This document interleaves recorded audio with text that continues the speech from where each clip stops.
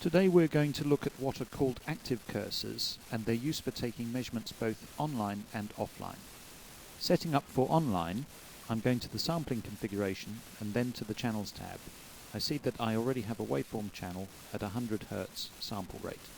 If I edit this by double-clicking, I can add a title and correct the sample rate for my blood pressure channel to 1000 Hz.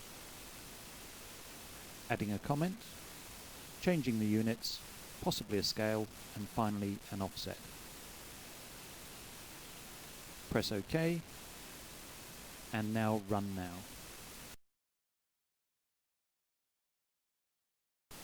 A new data document opens, and now we can press Start, and we are recording data. Now I'm cheating and using the play wave function to send data out of the 41 and back in. You may find this useful too if your colleague won't lend you a vein. I've pulled back the thumb that you can see moving at the bottom of the screen. This allows me to review the data and take some rudimentary measurements. I use Ctrl and Alt together and the left mouse click button to produce the measurements. What I'm looking for is the amplitude to determine what a peak is and the times between peaks. Dragging the thumb all the way to the right allows me to continue to see the new incoming data. Up to the measurements icon now, and we're going to go to Data Channel. This produces a dialog that allows us to set the X and Y measurements to be taken. Once a target or destination channel has been selected, we can choose between channel types. Here I'm choosing Event because I simply want a marker whenever we find a peak. You notice that on the right-hand side we now have a grayed out section. This is because with event type data we only have one value to plot, in this case time. We now have to define how our iterator, cursor 0, steps through the file. I'm choosing peak find with an amplitude of 25 mm of mercury on channel 1. We can specify the minimum step or ignore period after detection and also the maximum width of the peak. Clicking New produces a further dialog and a new channel M1. We can specify a refresh rate in terms of the update section and also leeway for processing. Leeway is a time period for other cursors to find their positions as well. Now you can see new markers appearing in channel M1 indicating the times of the peaks which have been found. Right-clicking on the new channel, I choose channel M1, then duplicate, then right-clicking on the new duplicate to channel draw mode. A list of display options are available to us. I'm choosing instantaneous frequency, which is 1 over the interval. The channel now possesses a y-axis. With the use of Ctrl and Q, we can optimize the visible range. The y-axis is in Hertz, and if we change to per minute and draw, we convert to beats per minute. Changing now from instantaneous frequency to mean frequency, we have an extra item which is time. As we change the display from 1 to 5 seconds and press draw, you can see that the output becomes much smoother.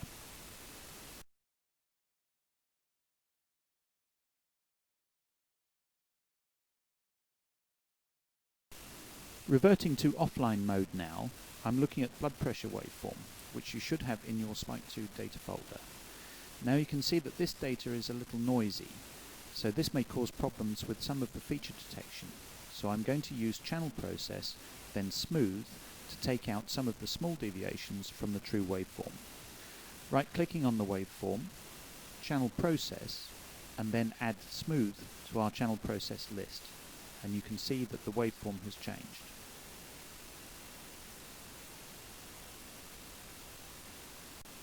This data is good enough anyway, so I'm going to clear the processes and take some offline measurements. I'm now going to add cursor 0. This is the iterator. Without it, no other cursors are able to move automatically. Right-clicking on the cursor gives me active mode, and then a choice of the type of search method. The other settings that we see in this dialog are exactly the same as we saw in the measure to channel dialog. Again, the amplitude value of 25 will describe the rise up to and fall away from the main peak.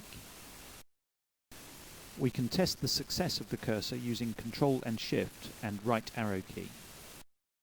Now let's produce cursor 1 with Ctrl and 1 and set its active mode to be exactly the same peak find. This time we have a start and end of the search range, so I'm setting 10 seconds in advance of cursor 0. Testing again, and we can see that the cursors move correctly. With our pulse wave now bracketed, I'm going to use cursor 2 to find the minimum value between the two cursors. This time we can illustrate a backwards search, so from cursor 1, looking backwards through to cursor 0. Slightest movement of cursor 0 updates all of the other cursors. Adding cursor 3 with Ctrl and 3, I'm going to ask it to find the second peak.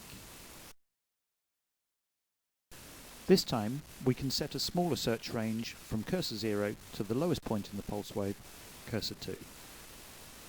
We can also set a smaller amplitude of 5 mm mercury. Once again, we can move cursor 0 to update all other cursors. Now let's perform the measurements.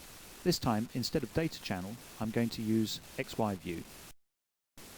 The dialog we see here is very similar to that we used for the measured channel, except that we can plot more than one channel to the result XY view. We can ask to check the user positions for each measurement, an X measurement and a Y measurement. These measurements include taking single values of waveforms at a given time point through to time differences between cursors. Time difference allows us to set a reference time and the time to measure to. For convenience and for a later XY view legend, we can title the channel. Here I'm calling it beat to beat. We could process this one channel, but let's add another. Once again we can title it systole this time. We can choose value at point and specify the time and the channel to take the measurement from. We could change the X measurement for this channel independently of all others, but let's add a third channel, labeling it diastole, selecting time at point on the X measurement, but this time the X is the cursor 2 position, and for the Y I want the value at cursor 2.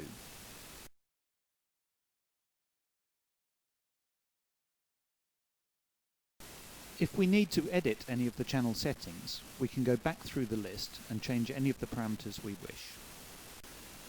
Pressing New, we have the option to set the time range of the data file to analyze. Process, and there we have it. Our XY view, 3 channels of measurements, and now we can color them.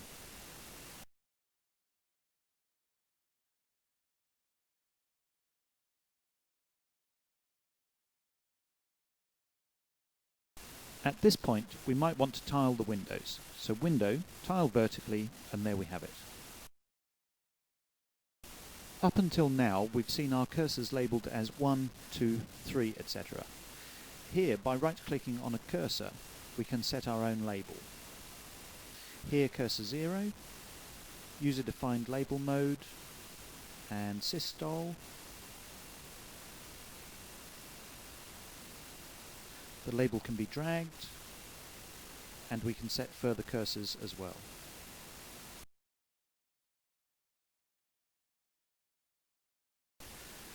So that is it. Analysis of blood pressure using active cursors both on and offline.